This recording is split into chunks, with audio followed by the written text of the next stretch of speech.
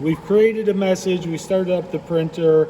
We're not happy with a few things. One, it's not hitting the product in the right spot, or two, the print is distorted, and by distorted I mean it's either too wide or too narrow.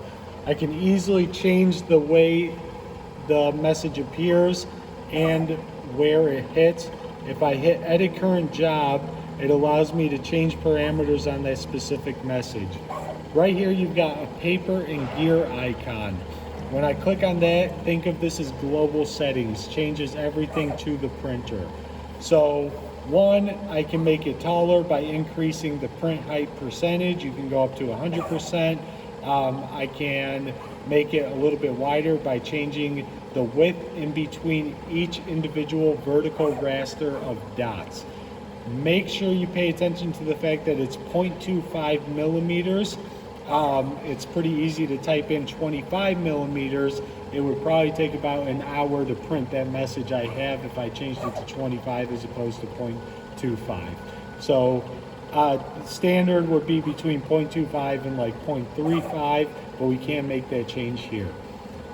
If I go to print style, orientation, if the message is appearing upside down, backwards, anything like that, we would change it here. Our options are 0 degrees or 180 to flip it upside down or right side up, and then mirrored as well if we're printing backwards.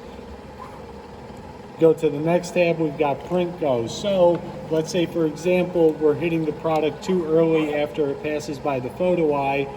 We would want to increase this delay. This delay is based on millimeters, and so I can click on here, and let's say I want to add a 25 millimeter delay, hit enter. Then I would test it and see how, if it's hitting in the right spot. If we're hitting too late on the product, we want to reduce that 25 millimeters. Over here, print go source, are we using internal photo eye or external? 9 times out of 10 we're going to be using external, and we want to print off of the positive edge or leading edge of the product, not the back end of the product.